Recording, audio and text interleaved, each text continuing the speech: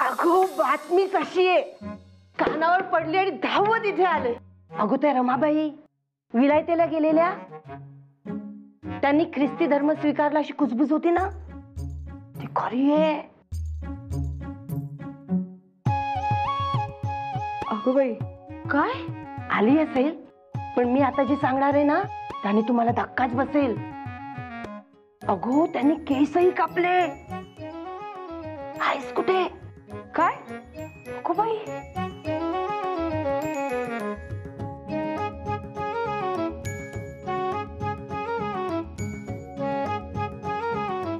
काय सांगताय? काय म्हणजे नऊवारी साडी आणि वर कापलेले केस? काकू म्हणजे तुमच्यासारखे का हो? अहो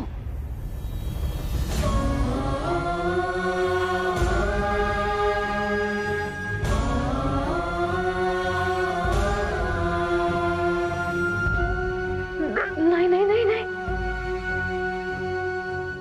नाही काकू, अहो चुकून माझ्या तोंडून निघालं. मला बाई तसं नव्हतं म्हणायचं. काकू मी माफी मागते हो तुमची. मी खरंच माफी मागते तुमची. बरो तुझी माफी ग. अगं भुंडीला भुंडी नाही म्हणणार तर काय म्हणणार? अख्खं जग म्हणत. काकू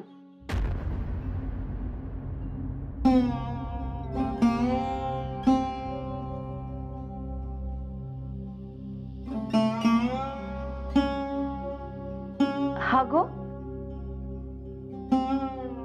अशा गप्प कशाला झालात? खरं सांगते मी, त्या बाईनं धर्माबरोबर केसाचा सुद्धा त्याग केलाय. धाडसी आहे बाई रमाबाई खरंच. पण तुम्ही स्वतः काही पाहिलत का? लोकांचं काय, ते काय वाटेल ते बोलतात. अगो म्हणूनच तर सांगायला आले ना मी. यशोदे तू कशाला एवढं मनाला लावून घेते? चालते. अगो आपल्याकडे विधवाच केस कापतात, पण विलायतेत गरत्याही डोकं भादरून चांगला आकार आणतात केसांना. आता त्याला भादरणं म्हणता येणार नाही, भादरणं ते आमचं. ठराविक दिवशी तो आला की निमूट डोकं उघडं करायचं त्याच्यासमोर. त्यानंतरची मस्तकाची आगाग फक्त भादरण्यानीच होत नाही ग, विधवा असण्याची आगतिकता, अपमान, अवहेलना या सगळ्यांनी होत. चंदनाचा लेप काय ग, तो फक्त वरून, पण मनाचा दाग त्याला काही उपायच नाही.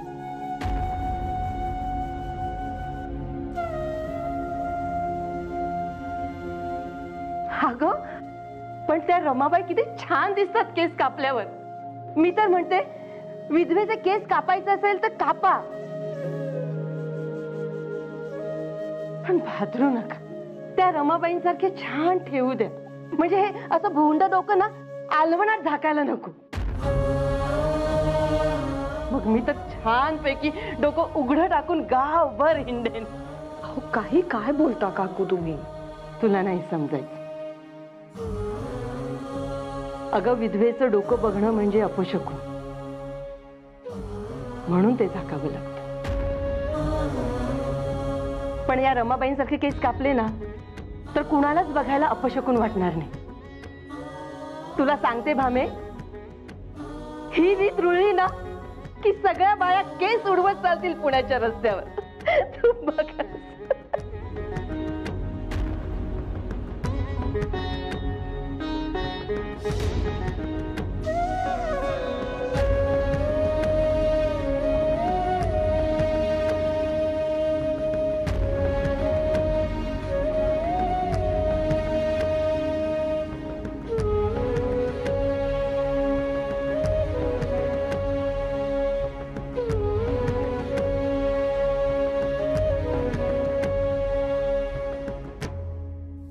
बळवंतराव, गोपाळराव, जरा इथे येतं का? काय हो? हे पहा बळवंतराव, निबंध चंद्रिकाकार काय म्हणतायत ते वाचा. काय म्हणतायत बळवंतराव? म्हणतायत जेम्स फर्ग्युसन पुण्यात येऊन केसरीकरांची भेट घेऊन गेला. थोडक्यात काय, जेम्सवर टीका करतायत इथे आल्यामुळे. केसरीनं थेट गोऱ्यांची वैर घेतलेलं होतं आणि त्यापायी शिक्षाही भोगलेली होती हे सोयीस्करित्या विसरतायत ते. पाण्यात राहून माशांशी वैर नाही घेता येत, फक्त आपला कार्यभाग साधायचा. अरे पण जरा दूरची उद्दिष्ट साध्य करायची असतील तर सबुरी हवी, वाट बघायची तयारी हवी, थोडीशी तडजोडीची तयारी हवी.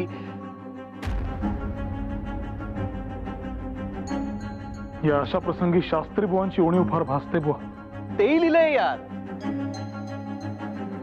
म्हटलंय शास्त्री बुवा आज असते तर त्यांनी हे कधीही मान्य केलं नसतं. होय का? शास्त्री बुवा असते तर तेही तुरुंगात गेले नसते आणि कदाचित आपणही. पण हे म्हणजे असं झालं, आत्याबाईला मिशा असत्या तर त्यांना काका म्हटलं असतं. सगळ्या जर तरच्या गोष्टी आहेत, काही अर्थ नाही याला. जर तरच्या गोष्टींना तर अर्थ नाहीच, पण हे जे काही चाललंय त्याला केसरीच्या मार्गाने उत्तर हे द्यायलाच पाहिजे. आपण केसरीत योग्य ती भूमिका घ्यायलाच हवी, ना तर फक्त गैरसमज पसरेल. अगदी खरंय तुमचं बळवंतराव. आपला महाविद्यालय चालू करण्यामागचा हेतू आणि त्यासाठी आपण जे प्रयत्न करत आहोत हे जर लोकांसमोर आले तर हे असे 10 निबंधकार जरी उभे राहिले ना तरी लोकांचा आपल्याबाबतचा विश्वास डळमळीत होणार नाही. बळवंतराव, गोपाळराव, जे काही मांडायचंय म्हणायचंय ते जरा नरमाईच्या धोरणानं सौम्य भाषेत होऊ द्या. प्रत्येक वेळी कठोर होण्याचीच काहीही आवश्यकता नाही. कठोर व्हायची हीच वेळ आहे नामजोशी. या सनातन्यांना फक्त आपल्या स्वार्थासाठी देव, देश आणि धर्म आठवतो. आत्ता आळा घातला नाही तर ही विषवल्ली पसरल्याशिवाय राहणार नाही. सोयीनं वापरण्यासाठी सनातन धर्म नाहीच, याला आळा घातलाच पाहिजे. जिथे नरमाईची भाषा आवश्यक आहे तिथे ती जरूर वापरावी, परंतु जिथे कठोर भूमिका घेणं अपेक्षित आहे तिथे हायगाय नाही.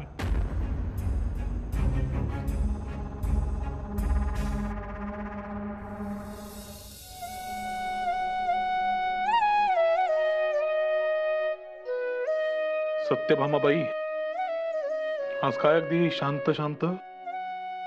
आल्यापासून पाहतोय कसल्याशा विचारात हरवलायत. काय म्हणे? आज जानकी काकू आल्या होत्या आणि रमाबाईंबद्दल बोलल्या. तुम्हाला कसं कळलं? पुण्यातल्या पेठांमधून सध्या हाच एक विषय चर्चेत आहे. त्यामुळे जानकी काकू येऊन गेल्या आणि हा विषय तुमच्या कानावर घातलाच नाही असे होणे शक्य नाही. काय म्हणत होत्या? काय नाही, हेच की त्या रमाबाईंनी नुसता धर्मच सोडला असं नाही, पण सगळ्या रीतीभाती सोडल्यात म्हणे. आता जानकी काकू तुम्हाला काय म्हणाल्या मला काही ठाऊक नाही, पण हो, रीतीभातींचं खरंय. काय?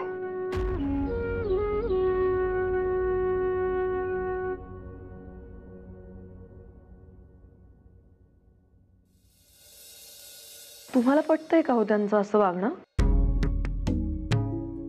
म्हणजे हे धर्म परिवर्तन वगैरे हे काहीतरी भलतंच धाडस म्हणायचं, आणि त्यातून बाई माणसाने असा निर्णय घ्यायचा म्हणजे धाडसच म्हणावं लागेल त्यांचं. मुळात रमाबाई या साध्या सुध्या स्त्री नव्हेतच. 7 भाषा अवगत असलेल्या, विलायतेत जाऊन आलेल्या आहेत त्या. व्यासंग मोठा आहे फार त्यांचा. हो, पण मग एका इतक्या शिकल्या सवरलेल्या स्त्रीने असा आपला धर्म सोडून दुसऱ्या धर्मात जायचं म्हणजे हे काही मनाला पटत नाही.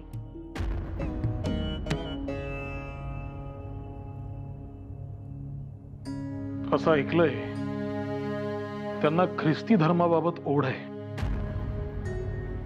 रूढीवादी हिंदू धर्माबाबत असलेली त्यांची नाराजी हीच त्यांच्या धर्म परिवर्तनास कारणीभूत आहे. खरं की काय? हिंदू धर्मातल्या अनिष्ट रूढी त्यांना अमान्य आहेत म्हणून त्यांनी स्वधर्म सोडला असं ऐकलं.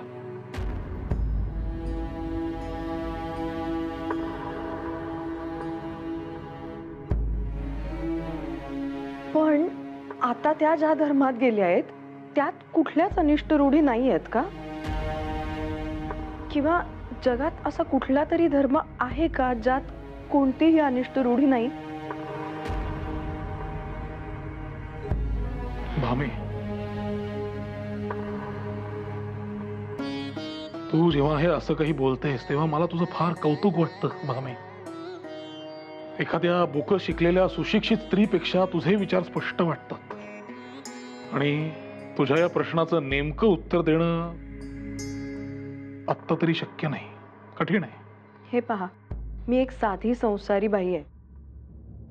कोणालाही इजा न पोहोचवता आपला धर्म, आपल्या रूढी पाळणारी. आता नसतील आपल्या धर्मात काही न पटणाऱ्या गोष्टी, पण आपल्या घरात ढेकूण झाले म्हणून आपण संबंध घर का पेटवून देतो? काही नाही, तूच बोल. मी बोललो तर पुन्हा म्हणशील सतत माझं कौतुक करता, तुमचं आपलं काहीतरीच. हो, पण मनापासून सांगतोय की धर्मांतराबाबतचं तुझं हे विधान हे अतिशय योग्य आहे.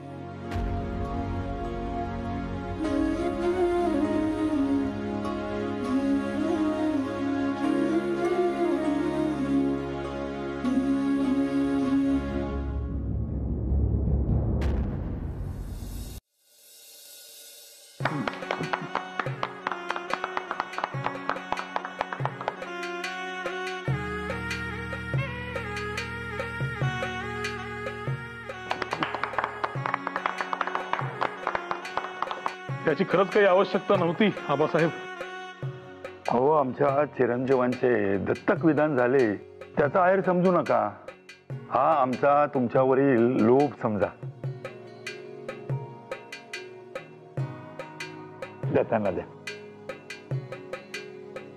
बसा आबासाहेब. हो.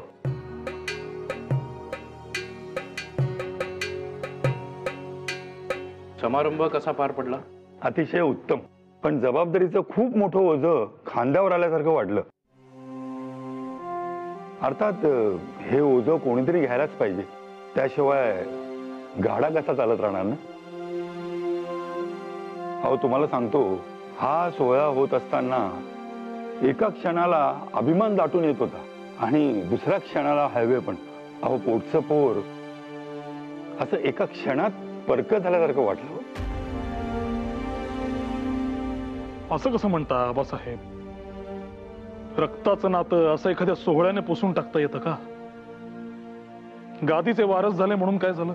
ते तुमचे पुत्रच राहणार आयुष्यभर.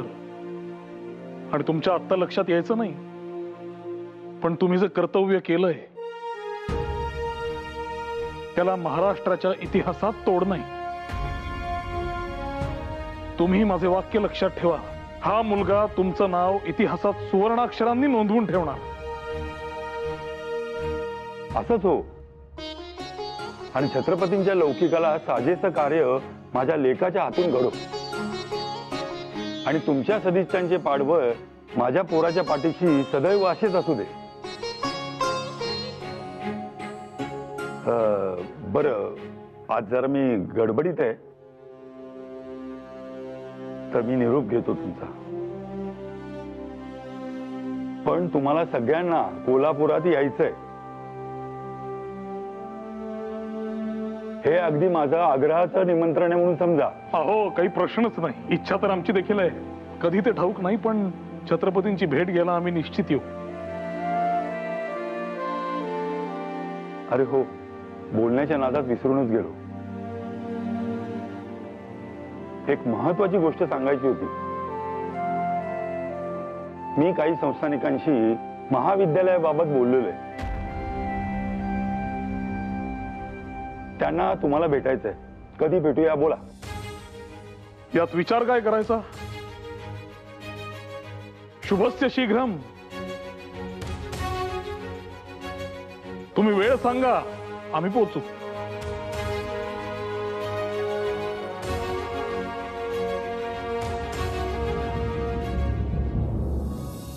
अहो, किती छान आहे नाही?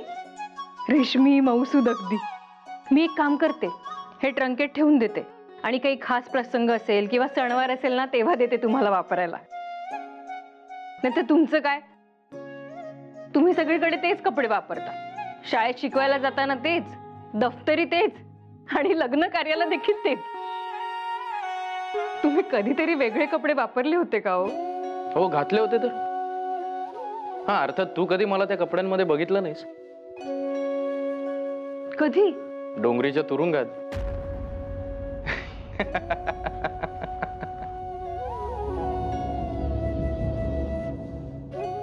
नको त्या आठवणी आणि ते दिवस.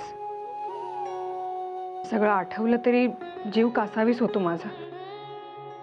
आणि तुम्हाला थट्टा सुचती आपली. अगं, असं वाईट दिवसांच्या आठवणींनी खचत राहिलो होतं झालं. आणि झालं, सरले ते दिवस. आता कशाला वाईट वाटून घ्यायचंय? मला नाही बाई जमत. आणि तुमचं काय, अगदी इंग्लंडच्या राणीला भेटायला जाल तेव्हा सुद्धा हेच कपडे घालून जाल. बघ, आली की नाही तुलाही थट्टा करायला. मग अगं, जिथे अंगभर कपडे वापरायला मिळणं हे चैन होती माझ्यासाठी, तिथे वेगवेगळे कपडे वापरावे असं कधी मनातही आलं नाही माझ्या. अंगावर एक आणि खुंटीवर एक, यात आयुष्य गेलेलं मी. मला काय कौतुक ते रेशमी उपरण्याचं. हा, पण तुला आवडलंय ना, मग ठेव. आणि तुला बरं वाटेल तेव्हा दे मला वापरायला. मग तर झालं. त्याला पानं घ्या वाढायला. हो, आधी हे ट्रंकेट ठेव.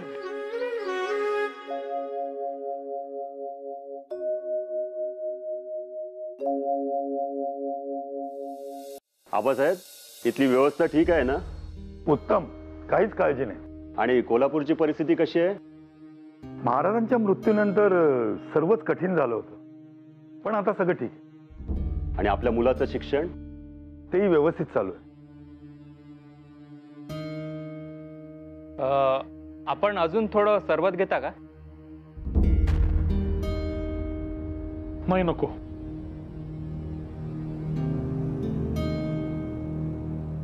त्यापेक्षा कामाचं बोलून विषय संपवून का नाही टाकत आपण? नाही म्हणायचं असेल तर नाही म्हणा, काही हरकत नाही.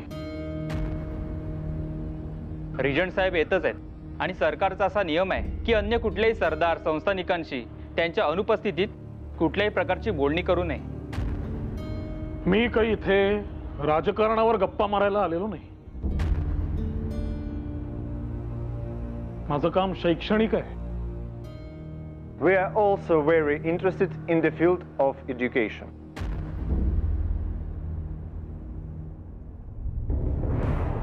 Please seat. Mr. Tilak, as you can see, the British government has established many schools. You yourself have studied in government school, correct? Tell me, what are you expecting from me? हो साहेब. बळवंतराव,